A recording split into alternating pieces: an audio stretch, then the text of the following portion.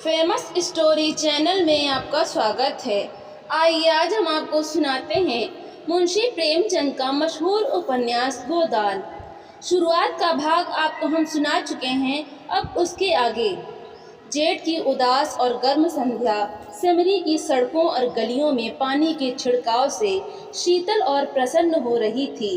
मंडप के चारों तरफ फूलों और पौधों के गमले सजा दिए गए थे और बिजली के पंखे चल रहे थे। राय साहब अपने कारखाने में बिजली बनवा लेते थे। उनके सिपाही पीली वर्दियां डाटे, नीले साफे बांधे जनता पर रोब जमाते फिरते थे।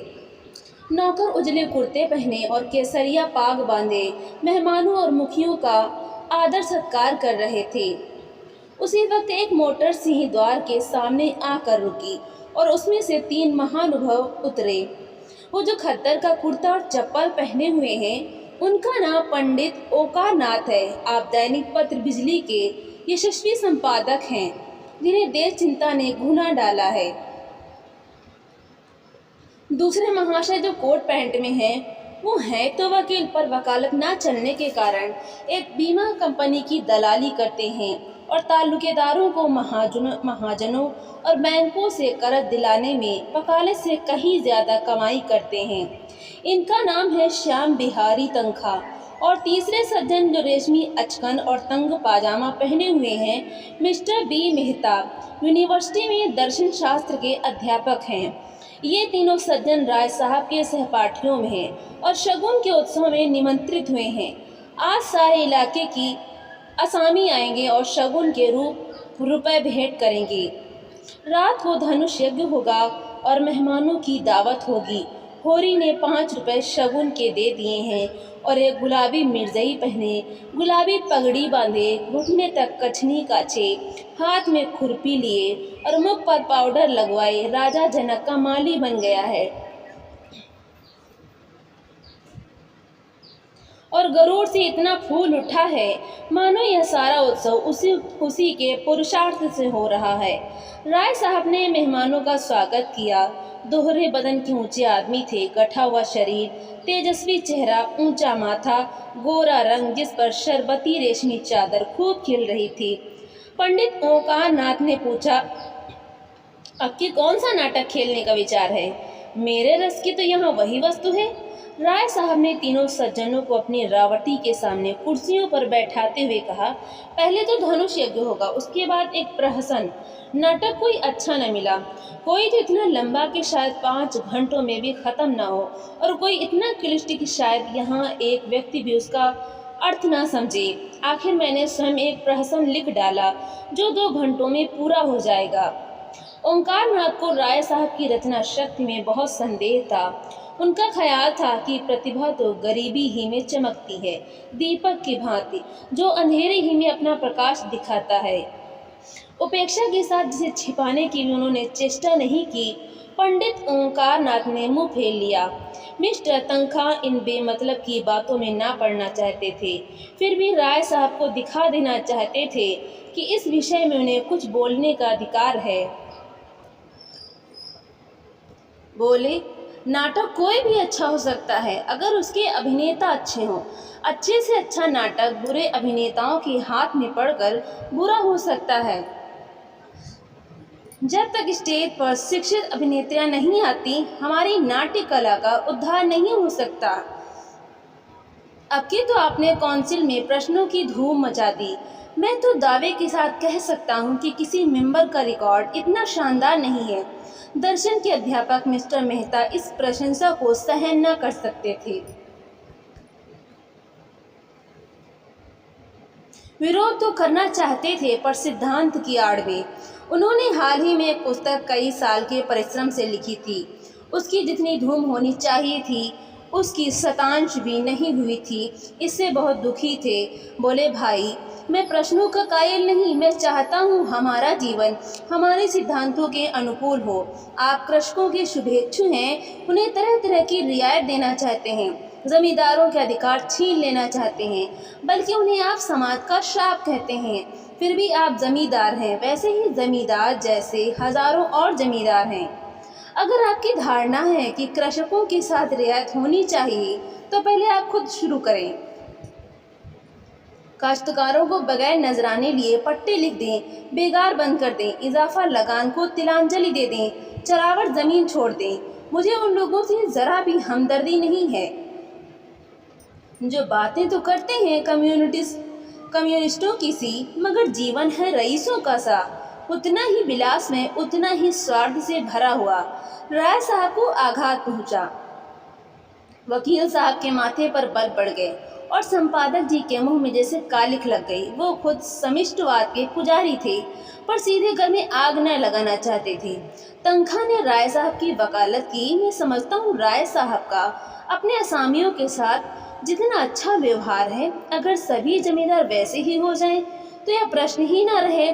मेहता ने हथौड़े की दूसरी चोट जमाई। मानता हूँ आपका अपने असामियों के साथ बहुत अच्छा बर्ताव है, मगर प्रश्न यह है कि उसमें स्वार्थ है या नहीं। इसका एक कारण क्या यह नहीं हो सकता कि मध्यम आंच में भोजन स्वादिष्ट पकता है? गुड़ से मारने वाला जहर से मारने वाले की अपेक्षा कहीं सफल हो सकता है। मैं तो केवल इतना जानता हूँ, हम या तो साम्यवादी हैं या नहीं हैं तो उसका व्यवहार करें, नहीं है तो बकना छोड़ दें। मैं नकली जिंदगी का विरोधी हूँ। अगर मांस खाना अच्छा समझते हो तो खुलकर खाओ, बुरा समझते हो तो मत खाओ। यह तो मेरी समझ में आता है, लेकिन अच्छा समझना और छिपकर खाना यह मेरी समझ में नहीं आता। मैं तो इसे कायरता भी कहूँगा और धूर्तता भी, जो वास्तव में एक है। राय साहब सभा चतुर आदमी थे। अपमान और आघात को धैर्य और उदारता से सहने का उन्हें अभ्यास था। कुछ असमंजस में पड़े हुए बोले, आपका विचार बिल्कुल ठीक है मेहता जी। आप जानते हैं मैं आपकी साफ गोई का कितना आदर करता हूँ, लेकिन आप यह भूल जाते हैं कि अन्य यात्राओं की भांति विचारों की यात्रा में भी पड़ाव होते हैं, और आप एक पड़ाव को छोड़ तो दूसरे पड़ाव तक नहीं जा सकते। मानव जीवन का इतिहास इसका प्रत्यक्ष प्रमाण है। मैं उस वातावरण में पला हूँ जहाँ राजा ईश्वर है और जमींदार ईश्वर का मंत्री। मेरे स्वर्गवासी पिता असामियों पर इतनी दया करते थे कि पाले या सूखे में कभी आधा और कभी पूरा लगान माफ कर देते थे। अपने बखार से अनाज निकाल कर असामियों को खिला देते थे। घर के गहने बेचकर कन्याओं के विवाह में मदद देते थे, मगर उसी वक्त तक जब तक प्रजा उनको सरकार और धर्म अवतार कहती रहे, उन्हें अपना देवता समझकर उनकी पूजा करती रहे। प्रजा का पालन उनका सनातन धर्म था, लेकिन अधिकार के नाम पर वो कौड़ी का एक दांत भी फोड़कर देना ना चाहते थे।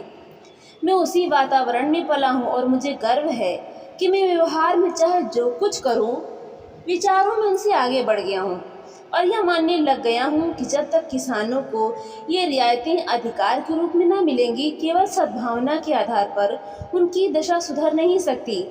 स्वेच्छा अगर अपना स्वार्थ छोड़ दे तो अपवाद है। मैं खुद सद्भावना करते हुए भी स्वार्थ नहीं छोड़ सकता और चाहता हूँ कि हमारे वर्ग को शासन और नीति के बल से अपना स्वार्थ छोड़ने के लिए मजबूर कर दिया जाए। इसे आप कायरता कहेंगे, मैं इसे विवशता कहता हूँ। मैं इसे स्वीकार करता हूँ कि किसी को भी दूसरे के श्रम पर मोटे होने का अधिकार नहीं है। उपजीवी होना घोर लज्जा की बात है। कर्म करना प्राणी मात्र का धर्म है। समाज की ऐसी व्यवस्था जिसमें कुछ लोग मौज करें और अधिक लोग पीसें और खपें, कभी सुखद नहीं हो सकती। पूंजी और शिक्षा, जिसे मैं पूंजी ही का एक रूप समझता हूँ, इनका कला जितनी जल्द टूट जाए उतना ही अच्छा है। जिन्हें पेट की रोटी मैसर नहीं हो, उनके अफसर और नियोजक 10-10, 5-5 हज़ार फटकारें। यह हास्यास्पद है और लज्जास्पद भी। इस व्यवस्था ने हम जमींदारों में कितनी विलासिता, कितना दुराचार, कितनी पराधीनता और कितनी निर्लज्जता भर दी है, यह मैं खूब जानता हूँ। लेकिन मैं इन कारणों से इस व्यवस्था का विरोध नहीं करता। मेरा तो यह कहना है कि अपने स्वार्थ की दृष्टि से भी इसका अनुमोदन नहीं किया जा सकता।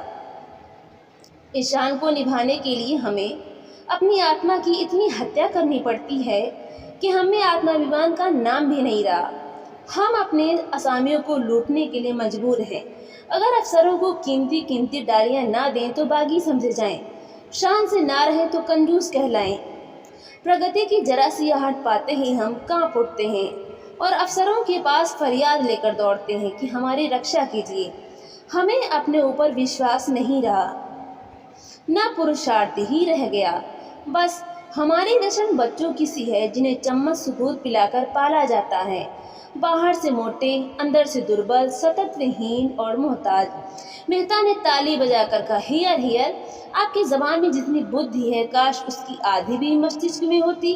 खेद यही है कि सब कुछ समझते हुए भी आप अपने विचारों को व्यवहार में नहीं लाते।